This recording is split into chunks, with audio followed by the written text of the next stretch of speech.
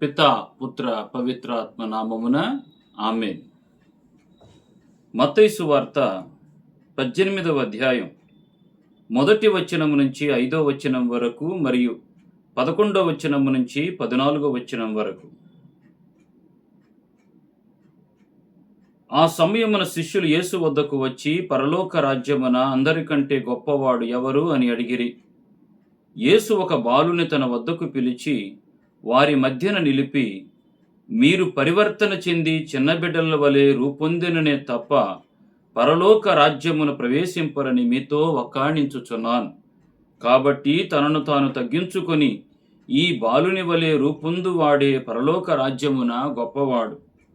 ఇట్టి చిన్నవానిని నా పేరిట స్వీకరించువాడు నన్ను స్వీకరించుచున్నాడు. మనుష్య కుమారుడు తప్పిపోయిన దానిని వెదకి రక్షించ వచ్చి ఉన్నాడు. ఒకడు తనకున్న 100 గొర్రెలలో ఒకటి తప్పిపోయినచో తక్కిన 99 ఆ పర్వత ప్రాంతముననే విడిచి దానిని వెదకుటకు పోడా? అది దొరికినప్పుడు తప్పిపోని తక్కిన 99 కంటే దాని విషయమై ఎక్కువగా సంతసించునని నిశ్చయముగా చెప్పుచున్నాను. ఈ రీతిగా ఈ పసిబాలురలో ఒకడైనను నాశనమగుట పరలోకమందుండు మీ పిత చిత్తము కాదని తెలుసుకొనుడు. క్రీస్తునాథుని యందు ప్రియ దేవుని బిడ్డలారా, ఈనాటి సువార్త పట్టణంలో ప్రభు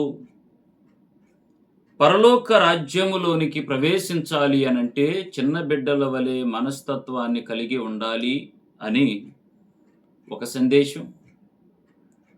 రెండవది, ప్రభు 100 గొర్రెల్లో ఒక గొర్రె తప్పిపోతే 99 గొర్రెలను వదిలిపెట్టి తప్పిపోయినటువంటి గొర్రె కోసం వెతికితే దానిని దొరికినప్పుడు తన భుజస్కంధాల మీద వేసుకొని ఆనందపడుతూ క్రిందకు దిగి వచ్చి, తప్పిపోయిన నా గొర్రె దొరికినది, నాతో పాటు ఆనందింపుడు అని ప్రభు సందేశాన్ని ఇస్తున్నాడు. ప్రియ బిడ్డలారా, చిన్న బిడ్డల వలె మారటం అంటే ఏమిటి? మన క్రైస్తవ జీవితంలో, మన మానవ జీవితంలో ఒక్కొక్కరికి ఒక్కొక్క పిలుపును దేవుడిచ్చాడు.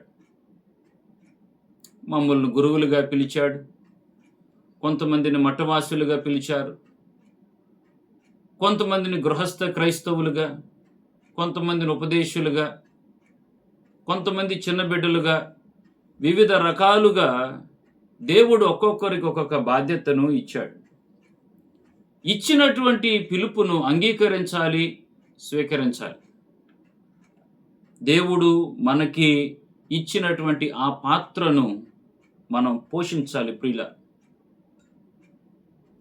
శిష్యులుగా మనం ప్రభు కోసం ఏమి త్యాగం చేస్తున్నాం? శిష్యులు తమ జీవితంలో క్రీస్తు ప్రభుని వెంబడించటానికి ఆటంకాలుగా ఉన్నటువంటి వాటన్నిటిని కూడా వదిలేశారు, త్యాగం చేశారు, పరిత్యజించారు. ఒక పడవో, వలనో, కుటుంబమో అన్నింటినీ కూడా వదిలిపెట్టారు.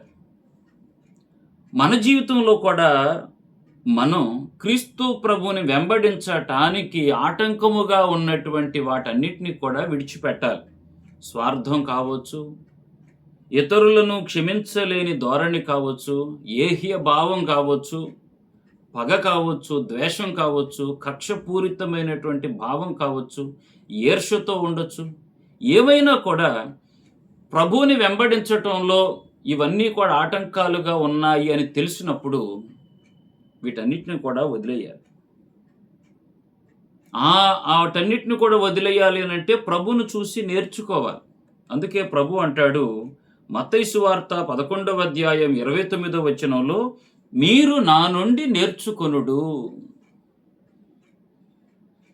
ఏం నేర్చుకోవాలి ప్రభు దగ్గర నుంచి అంటే, యోహాను సువార్త 13వ అధ్యాయం 34వ వచనంలో, నేను మిమ్ము ప్రేమించినట్లే మీరును ఒకరినొకరు ప్రేమించుకొనుడు. నా నుంచి నేర్చుకోనండి. క్రీస్తు ప్రభు తన మరణానికి కారకులైనటువంటి ప్రజలందరినీ కూడా శిలువ మీద 7 మాటల్లో మొట్టమొదటి మాట మాట్లాడాడు. తండ్రి, వీరేమి చేయుచున్నారు, వీరు ఎరుగరు, వీరిని క్షమించండి. ప్రభువు నుంచి నేర్చుకోవాలి. ఏవైతే ఆటంకాలుగా ఉన్నాయో వాటన్నిటిని కూడా మనం వదిలేయాలి ప్రియమైన బిడ్డలారా. ప్రభు అంటున్నాడు, ఆయన పనిలో క్రీస్తు ప్రభుని వెంబడించటములో మనం ఆసక్తి, శ్రద్ధ చూపించాలి. ఆ శ్రద్ధ మనకు కలగాలి అంటే మార్కు సువార్త 1వ అధ్యాయం 17వ వచనంలో ప్రభు అంటాడు, మీరు నన్ను అనుసరింపుము, నేను మిమ్ము చేపలు పట్టువానిగా కాదు మనుష్యులను పట్టువానిగా చేస్తాను. ప్రభువుని అనుసరిస్తే నేను మిమ్ము చేపలు కాదు పట్టనిచ్చే చేసేది, మనుష్యులను పట్టువానిగా చేస్తాను.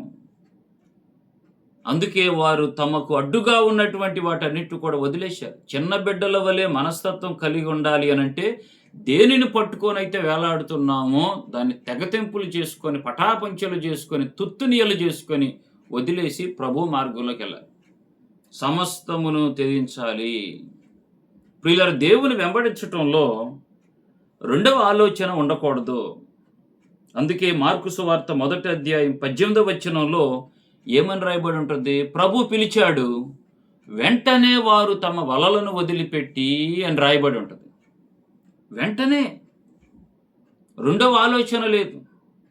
అలాగే క్రీస్తు ప్రభు జన్మించినప్పుడు గొల్లలు చేసిన పని లూకాసు వార్త 2వ అధ్యాయం 16వ వచనంలో వారు వెంటనే వెళ్ళి మరియమ్మను, యోసేపును, తొట్టులో పరుండి ఉన్న శిశువును కనుగొని, వెంటనే గాబ్రియేల్ దూత చెప్పిందో లేదో లేచారు, పరుగులు తీశారు. వెంటనే ఒక మంచి పని చేయటానికి పరుగులు తీయటమే. మరే తల్లి ప్రియులారా, లూకాసు వార్త 1వ అధ్యాయం 39వ వచనంలో ఒక పట్టణమునకు త్వరితముగా ప్రయాణమైపోయాను. త్వరితముగా ఒక మనిషికి సహాయం చేయటం కోసం. మరియ తల్లి కూడా గర్భంతోనే ఉంది.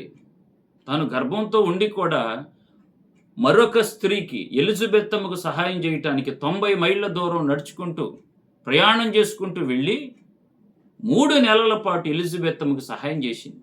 త్వరితముగా శిష్యులు త్వరితముగా, గొల్లలు త్వరితముగా వెంటనే వెంటనే వెంటనే ప్రభు దగ్గరికి వెళ్ళారు. యోహాను సువార్త 20వ అధ్యాయం 1వ వచనంలో ఆదివారము సమయమున తెల్లవారక ముందే మగ్దల మరియమ్మ పరుగులు తీసుకుంటూ ప్రభు సమాధి దగ్గరికి వెళ్ళింది. పరుగులు తీసింది. దేవుని వెంబడించటంలో రెండవ ఆలోచన మనకి ఉండకూడదు ప్రియమైన బిడలారా. ప్రియులారా, దేవుడు మనల్ని తన దగ్గర నుంచి లోకంలోకి పంపించాడు. మనందరం కూడా ఆకాశము నుంచి బయలుదేరినటువంటి వర్షపు చినుకులం. వర్షపు చినుకు ప్రియులారా బయలుదేరి వచ్చి మురికి నీళ్ళల్లో పడితే అది నిరుపయోగం. నదిలో పడితే ఒకరి యొక్క దాహాన్ని తీరుస్తుంది. ఎండిపోయిన మొక్క దగ్గర వర్షపు చినుకు పడితే ఆ మొక్కకు జీవాన్ని ఇస్తుంది. సముద్రంలో పడితే ఉప్పుగా మారిపోతుంది. కానీ అదే వర్షపు చినుకు ఆల్చిప్పలో పడితే ముత్యంగా బయటకు వస్తుంది. ప్రియ, ఎక్కడ పడుతున్నావు? ఎవరిని వెంబడిస్తున్నావు? ఎవరితో ఉంటున్నావు? ఎవరితో ఉంటే మనం బాగుంటామంటే ప్రభువుతో ఉండాలి ప్రియమైనటువంటి బిడ్డలారా. ఆ ప్రభుతో ఉండాలి, ఆ ప్రభుని వెంబడించాలి. ఎందుకు ప్రభుని వెంబడించాలి? ఎందుకు ప్రభుని వెంబడించాలి అని అంటే, యోహాను సువార్తలో 1వ అధ్యాయం 1వ వచనం నుంచి 3వ వచనం వరకు చదువుకుంటే, ఆ వాక్కు దేవుడై ఉండెను, దివిని వీడి భువికి దిగి వచ్చినటువంటి ప్రభు. Here was a god who left heaven and came down. దివిని వీడి భువికి దిగి వచ్చాడే. ఎవరి కోసం? మన కోసం. అందుకే ఆయన వెంబడించాలి. ఎందుకు ప్రభుని వెంబడించాలని అంటే, ఆయన మన రోగములను భరించెను, మోసెను. God who carried human suffering. 38 సంవత్సరాల నుంచి కోనేటి దగ్గర బాధపడుతున్నటువంటి రోగి, యోహాను సువార్తలో 5వ అధ్యాయం 6వ వచనం నుంచి 9వ వచనం వరకు చదువుకుంటే ఆ కోనేటి దగ్గర ఉన్నటువంటి రోగిని స్వస్థపరిచాడు. ప్రియుల, ఎందుకు ప్రభుని వెంబడించాలి అంటే, ఆయన మనల్ని స్వస్థపరచువాడు, క్షమించువాడు. Here was a God who forgives our sins, and here was a God who heals our lives. మన యొక్క స్వస్థతనిచ్చేటటువంటి దేవుడు, మన రోగాలకు మందిచ్చేటటువంటి దేవుడు మనతో ఉన్నాడు ప్రియులారా. అందుకే మనందరం కూడా ప్రభుని వెంబడించుదాం. ప్రభుని యొక్క దీవెనలు పొందుకుంటూ చిన్న బిడ్డల వలె మనస్తత్వాన్ని కలిగి ఉంటూ, ప్రభువా మేము కూడా నిన్ను వెంబడించాలంటే చిన్న బిడ్డల వలె మనస్తత్వం కలిగి ఉండేలాగా మమ్మల్ని దీవించమని ప్రభుని వేడుకుందాం. ప్రభువు మీతో ఉండునుగాక, మీ ఆత్మతో ఉండునుగాక. సర్వశక్తి గల సర్వేశ్వరుడు పితా పుత్ర పవిత్రాత్మ మిమ్మల్ని ఆశీర్వదించి దీవించునుగాక. ఆమేన్.